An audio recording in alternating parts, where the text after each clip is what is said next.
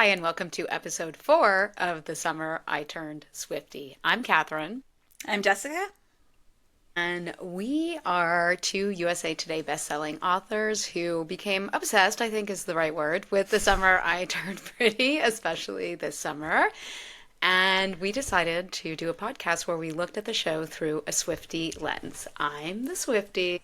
And I'm just a girl in the world. So you're not listening to The Life of a Showgirl on constant repeat, or where are we with this? I'm actually listening to that quite a bit, and so is my daughter. Okay, this is how it starts. I'm just saying. And now that a movie has been announced, we are doing a once a week rewatch of the show and discussing all the important moments through the Swiftie lens. So talking about Taylor's music, but also the Easter eggs and the parallels to classic movies and TV shows and just everything that we love about the show. So here we are, episode 4. It's a big one. It is a big one. A lot happened, and yeah. Yeah, a lot happened, and I actually went and looked and I was like, was this a supersized episode? Because so much happened, but it wasn't. So very impressive storytelling. Here's a little bit, before we get into the episode recap, I did want to we talk about the movie and whether there are any developments about it. There haven't been, but Taylor Swift did finally weigh in on whether or not she is Team Conrad or Team Jeremiah. She was doing all these press interviews and I was like, why is no one asking her this question? Just because everyone's getting asked that question, but in particular because of her music. And here's what she said. I am Team Summer I Turned Pretty because when I tell you this show has completely used my music in the most thoughtful, beautiful ways, and with these important moments in Belly's life, I'm just here for whatever is next. I'm like, I support your choices, girl. She chose Conrad, so I feel like my music comes from inside her mind, so I'm really with her no matter what goes with. I know that sounds, but I promise that I thought about this. So there was a little narrative online that like, oh, well, that just means that doesn't want to say what team she's on. And I was like, no. Taylor Swift loves her Easter eggs. So on her press tour, she actually wore 2 pieces from the Summer I Turned Pretty Infinity collection. She had an infinity ring on, which we've also seen Lola Tongue wear, and she had another ring from that collection on. She also did send Jenny Han a sourdough. And again, if you're not a close follower of Taylor Swift, Taylor's a little obsessed with making sourdough right now and is sending them to important people in her life. So there is speculation that her music, which I'm sure her music will be in the movie, but that maybe she's writing a song for the movie. I thought, it was a very safe answer and a very respectful answer of a show that has used so much of her music in the soundtrack, but really the only answer that she could give.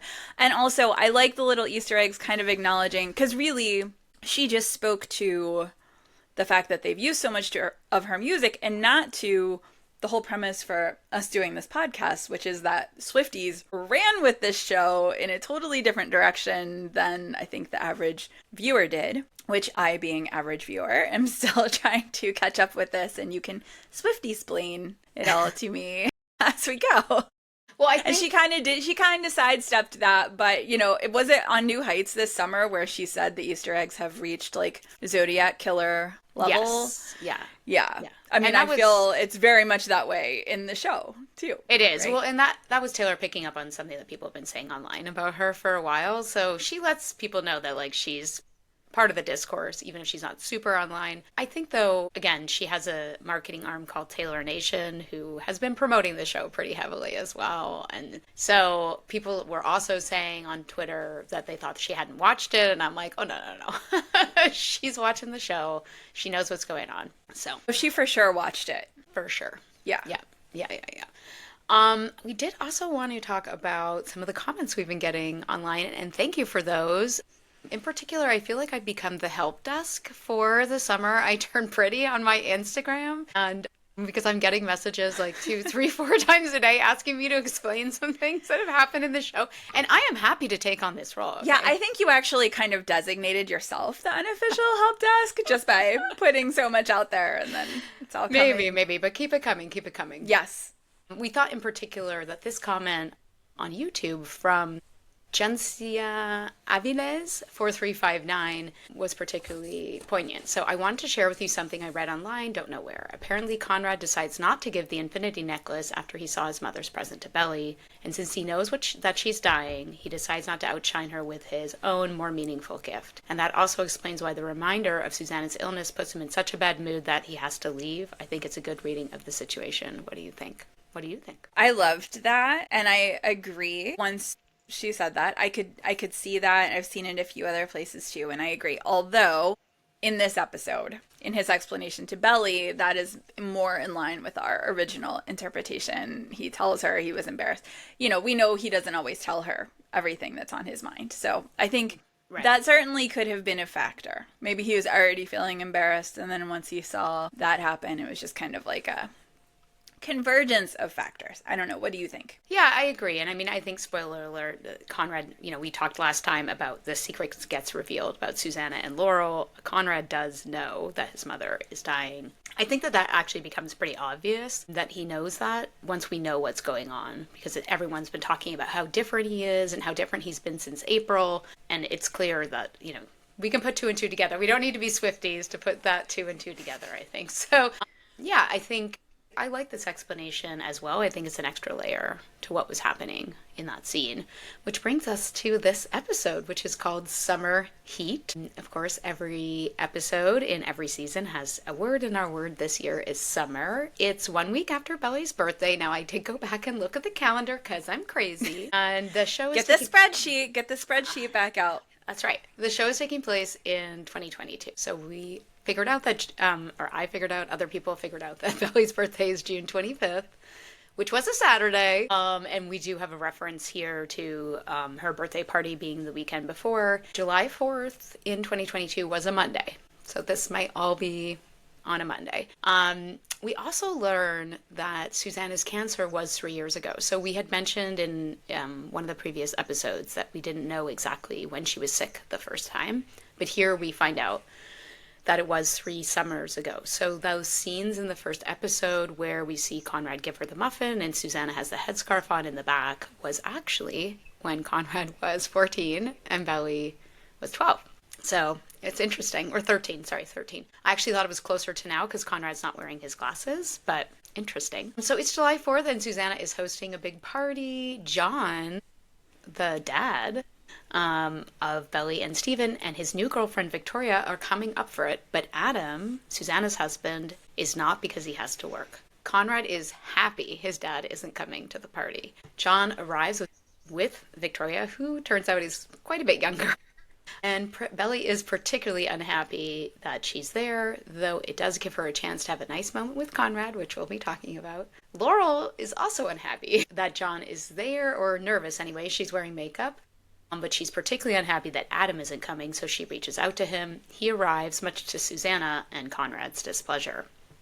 Nicole, Cam, and Shayla, and one of the other Debs, who's into Jer, come to the party. Belly, Conrad, and Jer make pomegranate margaritas, and they all play a drinking game on the beach. What could go wrong? Things turn serious when Belly inadvertently tells Shayla about Stephen kissing Taylor, and a drunk Belly barges in on Conrad in the shower and asks if he bought her the infinity necklace. Belly then has a bad fall and breaks Susanna's cake plate, metaphor, leading to a massive fight between Susanna and Laurel, which is definitely not about the cake plate. Laurel learns that Adam cheated on Susanna 3 years ago and that she's planning to leave him. Laurel thinks this is a terrible idea for her and the boys and for herself. Meanwhile, Conrad is cold and dismissive to his dad. He briefly tries to reach out but doesn't connect. Laura is angry with Conrad for pushing their dad away and for the way that Adam focuses on Conrad, though Adam was actually quite sweet, I thought, with Jeremiah about football.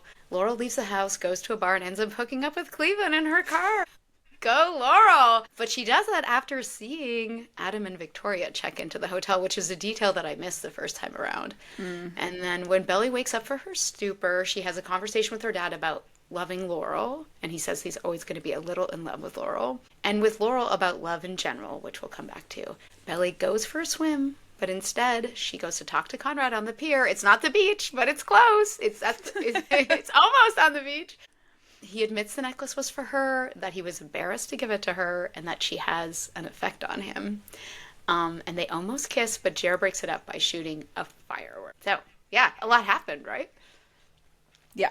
Yeah. And just picking up where that ended off, you know, the many times that I've watched the show and many edits where Jared looks completely insane, actually, when he's shooting that firework at them. Like, he looks deranged. But I always thought it was meant to convey that he didn't want Conrad and Belly together, but I don't think it has anything to do with Belly and Conrad almost kissing because there is zero interest from Jer in Belly in this episode. I think he's just pissed at Conrad. He's mad because he does not understand why Conrad's pushing their dad away, and he wants to connect with his dad, and he tells Conrad a bunch of times in the episode, like, give dad a break. He throws sand, even like wet sand, at Conrad, and I think that's what this is from. It's just his anger at Conrad for knowing that something's going on, not understanding what it is, and sort of thinking like it's Conrad's fault that his dad's not there, that his dad's still paying more attention to Conrad. So that's what I think the firework was about. I think, jealousy of Conrad, right? Yes, yes, yes. So maybe some of that ends up getting transposed onto Belly.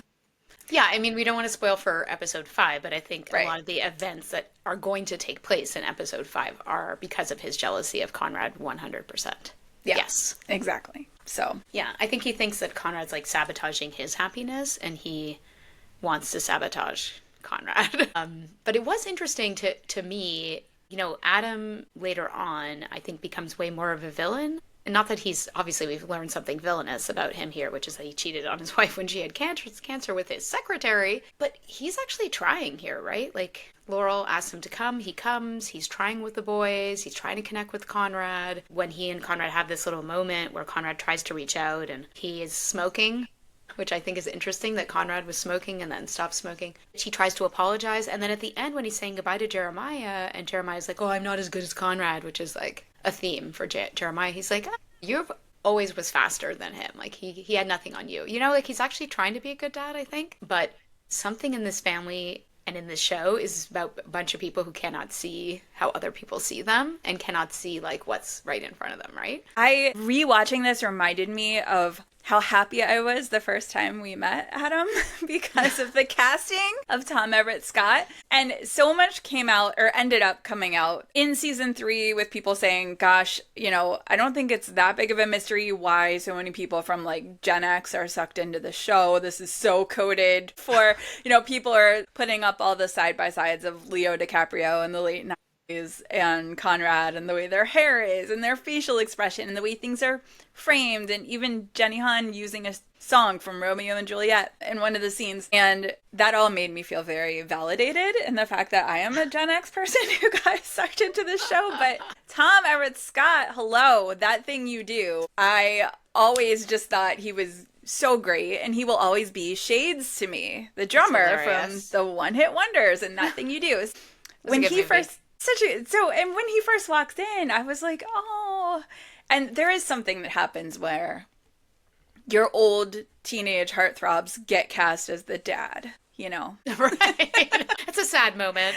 Your time has come. Like, well, yeah, that tracks. Like, I'm also the mom at this point. Yeah. But, Jenny Han has said many times that she thinks part of the reason the show has a multi-generational audience is because it's a multi-generational show. And there's a lot of really nuanced stuff going on with the parents here and their relationships and all the things they're trying to navigate.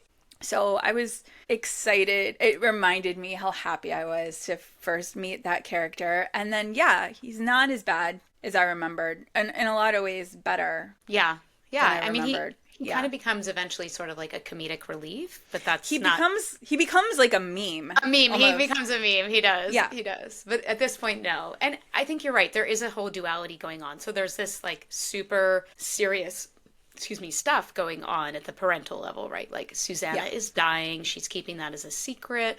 Laurel is trying to keep everything together, but she's also thinking to the future. Laurel went through a divorce a year and a half ago, and now, they're back to being friends, I guess. I think John is more in love with Laurel than Laurel is with John, but there's all those feelings of seeing your ex moving on. And then meanwhile, there's all this like first love stuff going on at the kids level, and it's really well done.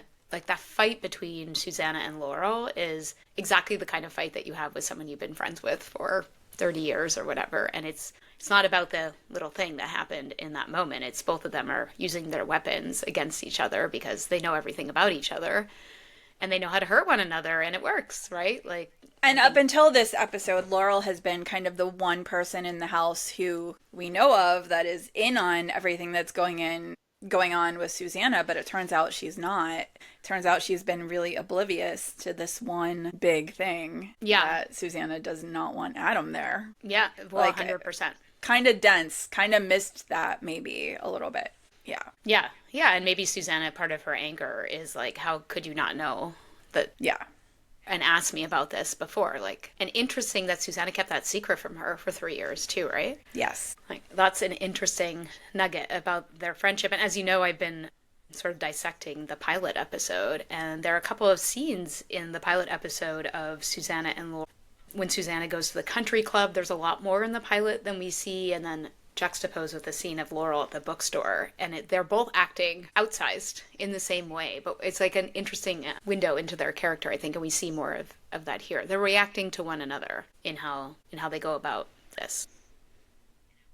And I generally find Laurel to be a lot more perceptive than she was in this episode, and maybe part of Susanna keeping that from her has way more to do with everything Laurel has had going on with her own marriage, and Susanna wanting to not be like, me too, and kind of let her have her own, feelings about her separation.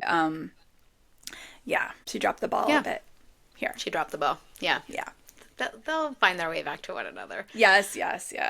Yeah, and I think it actually feeds into, like, I feel like every time I watch, again, another one of these episodes, I'm like, oh, and I miss this and I miss that, and I have these, like, revelations about the show. My revelation this week is that this show is not about a love triangle. It's a show about timing. And I think that plays across every single relationship in this show. Even if you're talking about Stephen and Shayla, which I don't really care, but it is about their miscommunication and their timing, and obviously about Conrad and Belly, which we'll get into in a second. But at the parental level too, I think John, and when he's talking about why his marriage didn't work, it's like, well, people change, people want different things, and that's kind of how he's rationalized it to himself. When Laurel talks about it, it's like, well, I thought I was going for something steady, but it turned out that wasn't enough. And just even everything that's going on with Susanna and Adam is, I think they were the ones of that generation who had that big love, and then he screws up, and as he says to Laurel,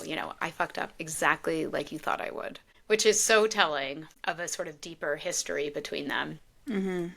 And in the books, Laurel and Adam actually dated first in college, and then she sort of handed Adam off. And I think that comes back when we talk about favorite lines. We'll revisit the Laurel and Adam of it all. So, favorite scenes. Tell us your favorite scene. I liked a drunk Belly confronting Conrad in the outdoor shower. So refreshing for her to just like come out and say some of what's on her mind. But I also love the way he responds to her. I mean, we've all been around someone who's had way too many drinks. Almost everybody there is annoyed with her, and rightfully so, especially Cameron. I mean, I thought it was interesting in rewatching, the first time I really felt like, well, she's trying to force this thing with Cam, but the more I rewatch it, the more I feel like it was just not there. And literally the second he shows up and reminds everybody that he doesn't drink is when she suggests that they all play a drinking game. I mean, she is completely leaving him out of the whole, so he is rightfully annoyed, and so is her brother, and so are the other Debs and everybody else. But Conrad is very kind of like tolerating her and indulging this drunkenness. I mean, yeah, he doesn't get mad, he's kind of caught. He's almost kind of sweet. Like Conrad, and maybe he's just like that with everybody. Like you kind of get the sense he's in a little bit of a bad boy era. Maybe he spends a lot more time around drunk people at this point in his life, but he's just kind of like the guy that you would want to be around if you had too many pomegranate margaritas. Like he's just kind of, Yeah. Okay, Well, he answers her. He's sort of, he gets kind of embarrassed. He doesn't he doesn't get in a fight. He doesn't pick a fight with her in that moment. Nothing. He's just kind of, I don't know. Yeah. I liked that scene a lot. Well, I mean, just to the Cameron of it all, at the beginning when they meet, she says she doesn't drink either. And we never see Belly drinking until this episode. So to your point, like, yes, exactly. But I actually think that this is the first time we've seen the real Conrad. because from the beginning, he's present, he's smiling, he's having fun. He's like making fun of his dad, when they're making the margaritas, and I like it when Laurel put him in his place, like, Adam! And then Adam appears. And then even once his dad is there, he's still at the beach, like with a drinking game. He's like, okay, let's do it. And then, as you say, in the shower, he's just kind of like, okay, Belly. And even though she's confronting him, which I think is very much season one Belly, she just kind of says what's on her mind all the time. Yeah, he's like amused. He's like, how many drinks have you had? And then finally he's like, oh, can I have some privacy, please? But yeah, he doesn't like run away from it. And he's just like happy in this episode. And I think what Belly is responding to is that this is the Conrad that she's always known. And we have been seeing this sort of like dark, broody teenager before now that guy is still there in his interactions with his dad, obviously. But I think everywhere else, he's just like, he's the guy that he probably always was. So yes, he's drinking, but they're all drinking. But he's not sullen and he's not like off by himself. And in fact, there's like a cringy moment with him and Nicole in the pool where I'm like, oh, I can't watch this. But yeah, I think this is the episode where we see Conrad. And we see his appeal, really, because it's like, oh, yeah, okay, I understand why you would be in love with this guy. Because, exactly, he's there for everyone. He's, like, being responsible. He's cleaning up. He's, like, building the clam pit and washing the clams. And, he's being the adult. And then when his dad calls him out on that and is like, you were supposed to be looking out for Belly and making sure she didn't get drunk. Like, that's when he feels hurt, Yeah. So I do love that scene in the shower, but I think I'm like such a sap. I really, really like when Conrad and Belly are making the bed because, again, I think there's so much in that scene. I love the little domestic scenes between them. And there are more in like episodes to come. But first of all, he's there watching her, right? Like he followed her up there and he's watching her from the doorway. So again, hello, Belly, wake up. And then just their interaction where he like shows her how to do it. And then, of course, she has the voiceover thought of like, is this what it would be like if we were older? It's, yes, it would. But yes, it would, Belly. But he's very playful with her too, where he like tosses the pillow in her face and she laughs. And then I also love how respectful he is because Belly's like, why do you have to bring his bitch girlfriend? And he's like, hey, maybe she's not a bitch. Maybe she's a nice person. And so like he's being more mature, but he's just like being a good guy. As you said, I think he's somebody people would be comfortable around when he's drunk because he's not a pig. But he's not. He's just like instinctively, he is a good guy all the time. And even when he's making bad choices and hurting people, he's not doing it in like a guy way, an unsafe way, right? He's making bad emotional choices. I loved when they heard her dad and his new girlfriend come in and he whispered, the bitch is here. Yeah, exactly. He said she's probably not a bitch, but then he's like meeting her. It's like your friend who's meeting you where you are. Yeah. Well, and then at the door, like when they're looking through the window at her, and Jeremiah's like, "Oh, she's hot," and Steven is like, "Ew, gross, dude." And Carmen's like, "That could be their stepmother. Shut up," Like I just liked it. I also really loved in this episode seeing, when they're making the pomegranate margaritas, seeing the three of them interact as friends, and seeing Jeremiah and Conrad like actually be brothers who get along in a way that we don't really see, I think, going forward, unfortunately, until maybe like right at the end of the show, and even not then. But yeah, you just see like their old dynamic, right? They're like remembering memories and they're making these drinks and they're joking around. And it was just nice to see like them being kids and understanding and seeing the friendships that we hear so much about the friendships, but we don't always see like that much of it. So I felt like that whole scene with the juicer was, it was kind of like a nice little nod to the people who have read the books too, because there's this big thing in the books where, and maybe they alluded to some of it in the movie, but I didn't think it was in the show, but I didn't think it was as in depth where like Belly and Jer, I think, get in big trouble for using the good juicer to make some kind of like purple Kool-Aid concoction and it's sticky everywhere. That's like happening, but I don't think they explained the whole backstory the way that they did in the books. So it's kind of, I like when there's a little wink to people who read like if you read the books, what we're talking about here. Yeah. I didn't remember that detail was in the books, but I do need to go back and read the books again more carefully. And then, of course, like, let's talk about one more scene, which is the almost kiss between Belly and Conrad, which we alluded to a little in the summary. I mean, a lot happens in that scene too, right? And again, I think it's so indicative of their relationship. So she goes down to meet him there, and she's like, "Does everyone hate me now?" And he has his iconic "Who could hate you" line, and I'm like, Belly, again, wake up, Belly. Just want to take her and shake her. And then he says, like, yes, I did buy the necklace for you for your birthday. And she asks, why. And he says he got embarrassed, and she's like, why? Like, why? She's like a little kid. Why?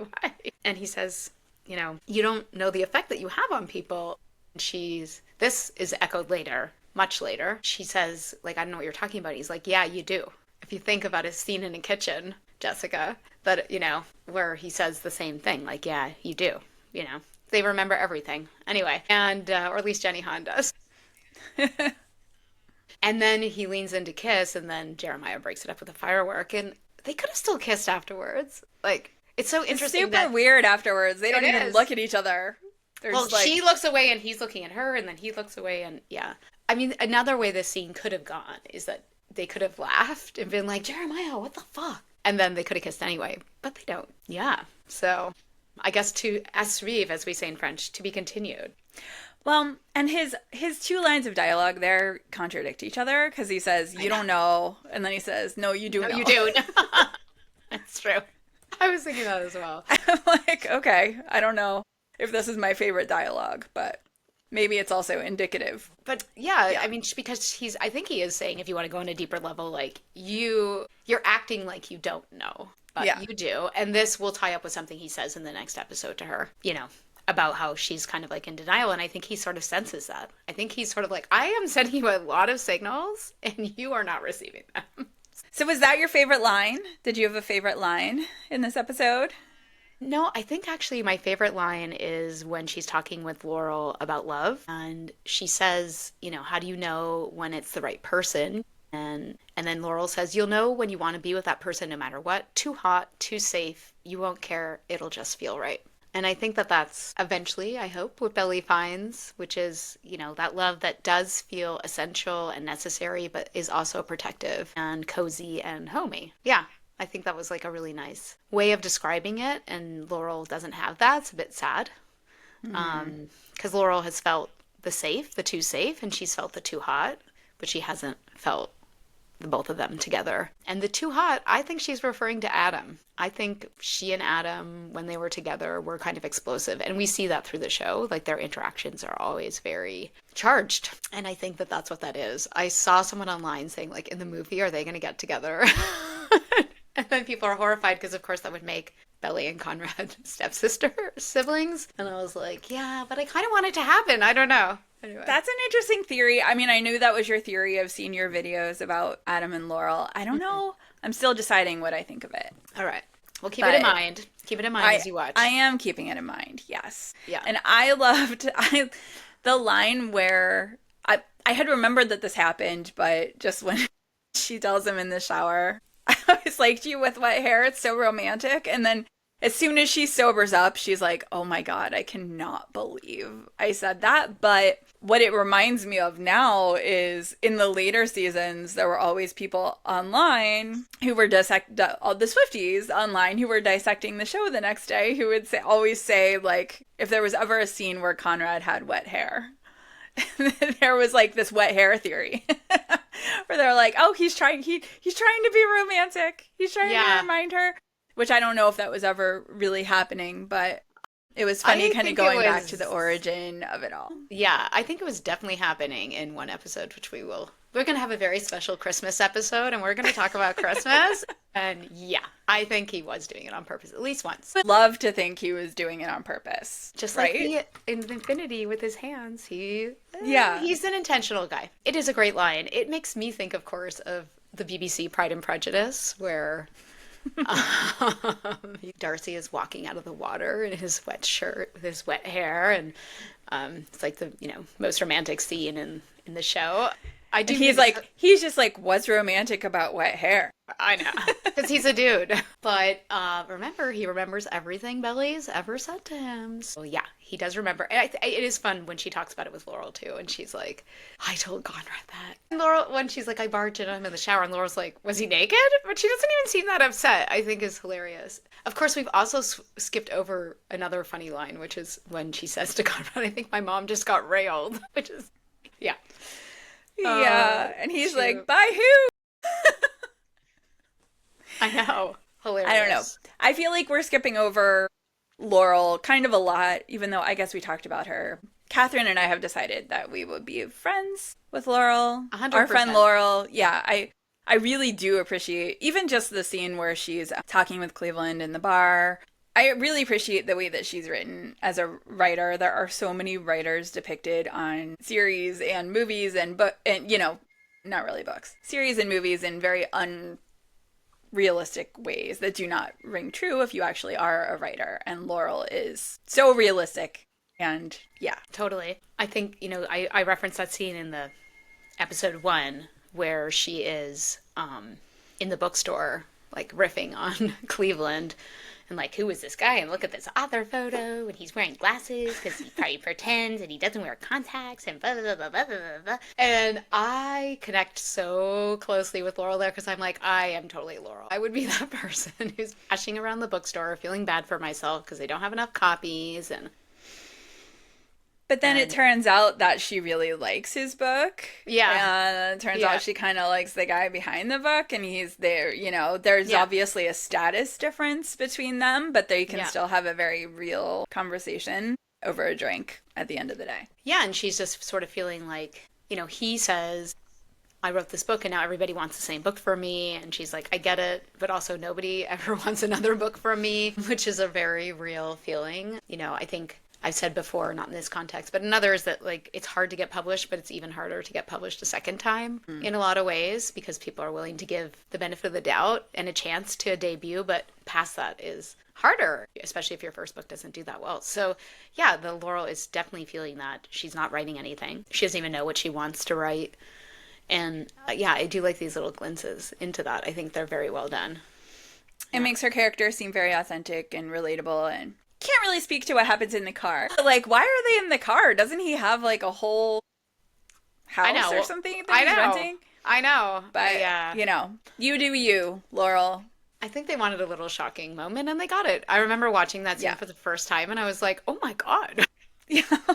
What's happening? It was in a very adult moment, which up until then in a show that had been pretty PG. Right, so, yeah. Maybe a foreshadowing of what's to come, which brings us to our Easter eggs portion of the show. Mm-hmm. So the ones that I saw, Conrad and Billy making the bed, that says something that gets repeated, that action in a different episode. The use of False God, which we will talk about in a second. A song that also gets repeated. Is this the only Taylor song that gets repeated in the series? Yes, there is one other song that gets repeated, but it's not False God. Okay, so there are two. Two repeated songs. One of them is Taylor, and False God is one of them. Okay, so it's the only Taylor. The it's only the only Taylor song that is repeated. That's what I thought. Okay. Yes, there is another song that we hear in one episode that's Belly's point of view, and then we hear it again in Conrad's point of view, and it's a cover of the same song. Okay. Yeah. But it's not a Taylor song. It's not a Taylor song. But we'll talk about that song when we get to it. Yeah. Belly's bathing suit, when they almost kiss, I realize is a bathing suit that she rewears at a key moment in season 3, in episode 5. We can talk about it offline, but I was like, oh, wait a second. Okay. So, yeah. Good eye. You had that Conrad in the pool with Nicole, because if the pool is a safe option, this tracks. I think good observation.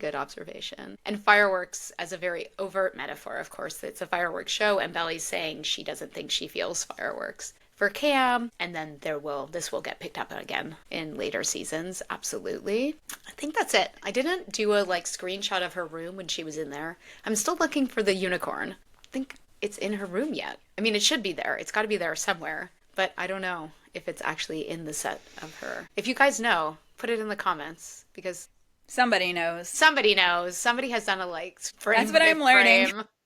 By episode 4, I'm learning from our comments, which are awesome. Yeah, somebody that has somebody definitely done knows. a frame by frame analysis of Yes. every room in that house. Somebody also, or several people pointed out that we said in a previous episode that we never see Laurel's room, which is not correct. And she is reading Cleveland's book in her room, and I think we see her room one other time as well. So thank you for the correction. Which brings us to color theory. So again, if you're just joining us for the first time, it's based around Taylor Swift's song Red. The color theory is that red is for Belly when she's thinking about Conrad. And that blue is for Jeremiah, and then gray is for when she's unhappy and depressed. I mean, there's a lot of red in this episode. Obviously, it is the 4th of July, so there's a lot of red, white, and blue. Yeah. The fact that it was the 4th of July really just threw color theory out the window for me in this episode. I was Hilarious. like, there's no way. Because at the very beginning, I forgot that it was 4th of July, and there was like there's a vase of flowers on the table that has red and blue flowers together. You don't see a lot of blue flowers. So I was like, aha! And then I realized, like, oh, wait, it's the 4th of July. Like, everybody's wearing red, white, and blue. So Hilarious. Well, aren't there hydrangeas blue, though? the window, yes, those are, but these were like blue, like flag blue. You know what I mean? Yeah. Like navy. Well, we get a long Royal linger on the daisies on the table, which I thought was interesting. I mean, daisies are definitely a theme in Belly's clothing. Belly is often wearing daisies of some kind or another at key moments in the show. But I feel like I've missed a daisy theory. I think I need to go Google that before our next episode, and because I feel like I'm missing something with the daisies, because it was a very long linger on the daisies on the table. So I'm like, I feel like I should be picking something up here. Okay. Yeah, and I don't know. Like maybe it's a reference to You're on Your Own, Kid. I gotta think about this one. We shall return. But I Belly's mean, dress. she is wearing red. Yeah, She's she's wearing a a lot of red red. checked dress. Yeah. Her bathing suit is red. So, and she's definitely thinking about Conrad. So it does Yeah. track in this episode, doesn't it? And it also tracks that it's the 4th of July. But, Yeah. you know, okay. I'm actually not necessarily a proponent of this, so I don't need to convince you of this one. The daylight theory is again related to the Taylor Swift song Daylight. It's like I've been living for 20 years in a dark night and all I see is daylight.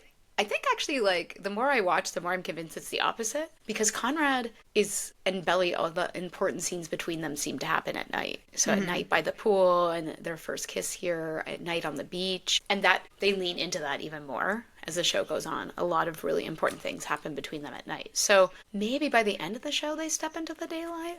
But I don't know. I don't know. Maybe it's a nighttime theory. Yeah, I had nothing on that one. You had nothing? Okay, Okay. no. And then on the mirroring, I don't think there's anything here. I think they are setting up a lot of stuff that does get mirrored later in the show. We are going to revisit a lot of these conversations, a lot of the feelings, a lot of the setups, physical setups.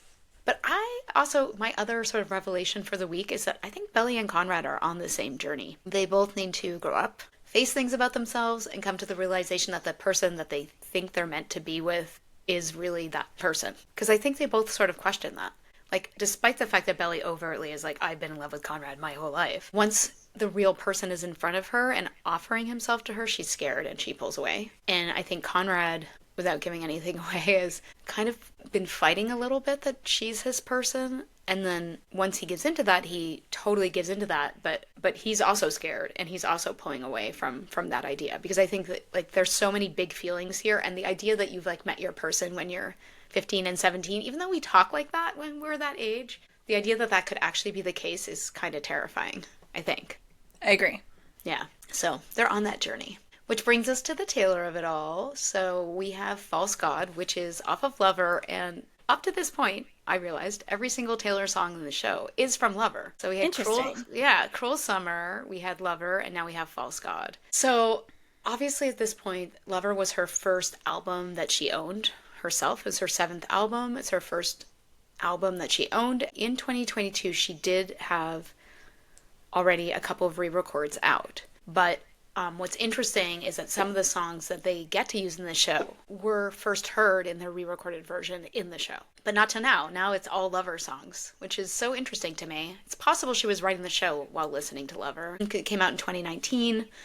And for the show to be on air in 2022 meant it was definitely in development back then. So I haven't heard her talk about that. But again, I've Googled, there was so much less attention on this show when it started that when I try to find stuff about the past, like lots of season 3 stuff comes up and a bit of season 2, but there's not that much from back then. Not as many interviews. So I'm gonna have some stuff to Google between now and next week. I mean, I think the song's really sexy for two teenagers' first kiss. Like, it's a very sexy song, but the deeper part of that song is that there is a heartbeat mimicked with the bass drum and the snare. And heartbeats are a motif that Taylor uses in a lot of her songs, particularly in songs related to Joe Alwyn, which this album is about. And so at the beginning of the relationship, there's this strong heartbeat in the songs. And then she writes a song called You're Losing Me.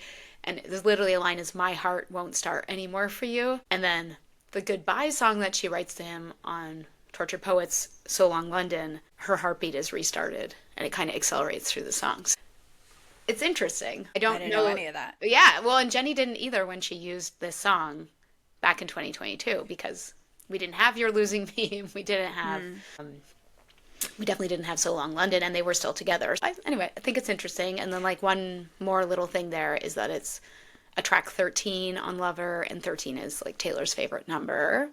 So, yeah. So The Summer I Turned Pretty was my introduction to False God as not a Swiftie, but it did not register with me in season 1. It didn't register with me until it was repeated in season 3. And by the time it's repeated, it is a very appropriate song, I think. And then it was a vibe. It was like a vibe for the whole summer. I listened to it a lot on repeat in my car, but funny. Sort of like the use of Lover in episode 1, it does feel really over the top in the moment. And I think, but we talked about with that episode too, I think Belly has these very over the top feelings toward Conrad. So in this moment where she thinks all of a sudden, oh my gosh, is he really gonna kiss me? It's like, I think part of it is just that just the idea of him kind of just like hits her like a ton of bricks. And so it's this very but I agree, super sexy song and seemed more fitting in the third season. Again, didn't even like register with me the first time I watched this. So interesting. I mean, the lyrics that are relevant to the show are, remember how I said I'd die for you, we were stupid to jump in the ocean separating us, remember how I'd fly to you. And then even I can't talk to you when you're like this, staring out the window like I'm not your favorite town, I'm New York City, I still do it for you, babe. I mean, it's more, the song itself is more about someone trying to remind a lover, like, hey, I'm your person. It doesn't really fit here, but it's a very sexy song, as I said at the beginning. Well, there's a lot of longing in the musicality of the song, even if not as much in the words. Yeah. Okay, so if not for False God, what Taylor song would you have used in the show? So I'm going to go very new school, which is obviously would not have been an option, but I'm going Ruin the Friendship. I think it actually is pretty perfect. I mean, that's what would sort of be happening in this scene. That's what everybody's thinking about happening. And like the idea of watching somebody across the room all day, which is sort of what they've been doing, but also the fact that his girlfriend is away, like she was there. I don't know if Nicole's really his girlfriend, but she's not the girl. His girlfriend. She's not, but she's the girl he's dating, ostensibly, right? Yeah. So the idea that it was not an invitation, was not convenient, should have kissed you anyway, your girlfriend was away. And I love the line near the end of the song where she says, my advice is always answer the question, better than to ask it all your life, which I think is very much what they're playing with right now. But I also think, you know, I never like to, especially as a writer who writes my own books, and then sometimes people will ask me at a book club meeting or something like, well, what happened after this story ended? You know, like, I think part of what I like as an artist is letting other people have their interpretation of what they think. So I think Ruin the Friendship is a song where like everybody probably attributes it to a different time in their own life. I agree with that. You know? Yeah, it's a great song. It has a sad turn in it. It has a sad turn in it. Well, my daughter actually, she's 11. When she listened to Taylor's new album for the first time, I don't know how many times she played it through, and she came into the kitchen and she's like, Mom, there's this really sad song. I think it might be my favorite song. And she says, it's about a murder. And I was like, what did I miss, you know? And she had this whole idea in her head that she had like this whole picture that every day they walked home from school together through the woods, and then one day she lost sight of him, and then she got this phone call like that day when she got home. So, which Has she been reading your books? I was trying to break it down for her. Like, let's look at this. I don't think that anyone was murdered here. I think they lost touch over the years. It wasn't that she like physically lost him in the woods, but I think what I learned through that is she actually liked her image of the song, even though she was kind of freaked out by it. It was like getting the strong reaction from her, like, "This is about a murder." Like, don't want to awesome. like ruin anybody else's interpretation of a song with your own. And I think that happens a lot with Taylor songs, right? Like, people are like, I think it's about this. I think it's about Joe. I think it's about this guy. I think it's about, Taylor will tell you who a song is about, and people will be like, no, that's wrong. It's about this, But she also said in one of her recent interviews that she doesn't want to police people's interpretation of art. So, exactly. yeah, I feel like that too. When people ask me that question that you said, like, what happened to this person? I'm like, I don't know.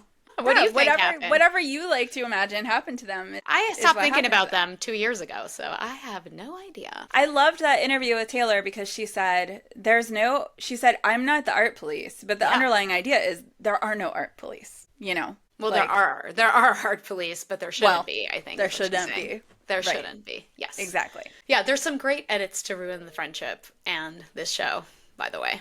So, yeah. If you want to see some... It is a perfect 100% agree that if that song had been out before this season came out, we would have that song in this season, I think, or in season 3. Or somewhere in the show. I agree with you. It's like the perfect at some song. point. At some point, yeah. So for okay, what'd you pick? Yeah, I picked... So I like going into the vault songs, partly because I know that you don't know the songs in the vault, but I actually love a lot of Taylor's vault songs, particularly off of Red. And historically haven't always loved Taylor's radio hits as much as the deeper cuts on her albums, but it's a song with her and Ed Sheeran called Run, and it's a really pretty song. I love it. I think they write really good songs together, and he actually recently said she was his favorite person to write songs with. But so the lines are, there's a chain around your throat, piece of paper where I wrote, I'll wait for you. There's a key on the chain, there's a picture in a frame, take it with you. And run like you'd run from the law, darling, let's run from it all, where we can go where our eyes can take us. Go where no one else is, run. And lots of imagery, I think that really fits. So you laugh like a child, and I'll sing like no one cares, which Belly does.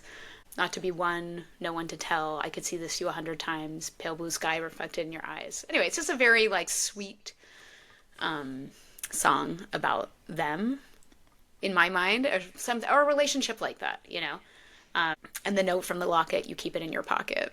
I mean, there's just lots of little parallels, I think. Yeah. If you're somebody who makes TikTok edits, please make one. The show to Run. I will thank you forever. I had not heard that song until you picked it for this episode, and I listened to it this morning, and it's a really pretty song. It's pretty, right? Yeah. Yeah. Like, how did I not know about this song? Yeah. Because it's like a track 20 on Red Taylor's version or something. It's a very deep cut. But, I had not listened to Taylor's albums in full before Folklore until pretty recently. And I sort of set myself not homework, but like, hey, let's go back and listen to, and what did I miss?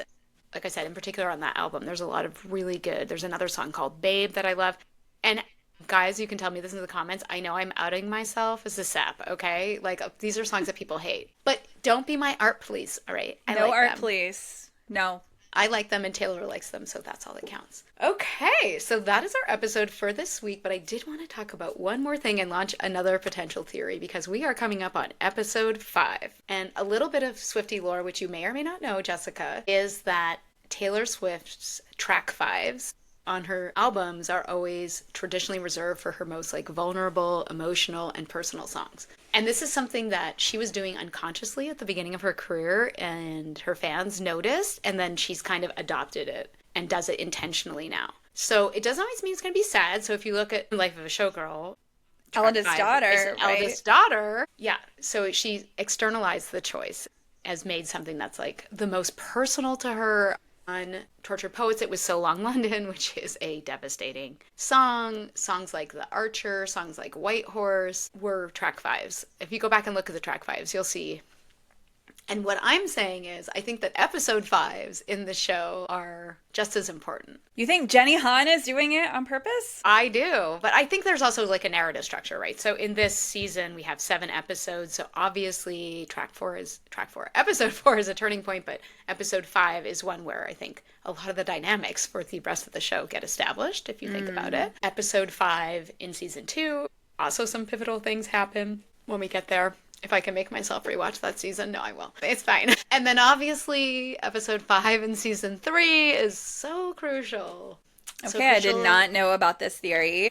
Yeah. And I don't even know half the songs you just listed. But I do find eldest daughter very devastating as an eldest daughter and very vulnerable. So, Yeah. okay. I love that. It's probably All right. I think it's my favorite. I of have the not looked album. ahead to next week, so now I'm nervous. You're nervous? You don't remember what happened? Well, in general, I remember what Okay. happened. Well, think about it. Maybe we're going to start a new theory and it's going to be called the episode five theory. The Fab Five Yes. Yeah. theory. Okay, well, thank you so much for listening. And as we said before, please keep the comments coming. We are very receptive to them. And if there are moments that we've missed that you want us to cover, let us know. And thanks for being here, and we'll see you next week. See ya.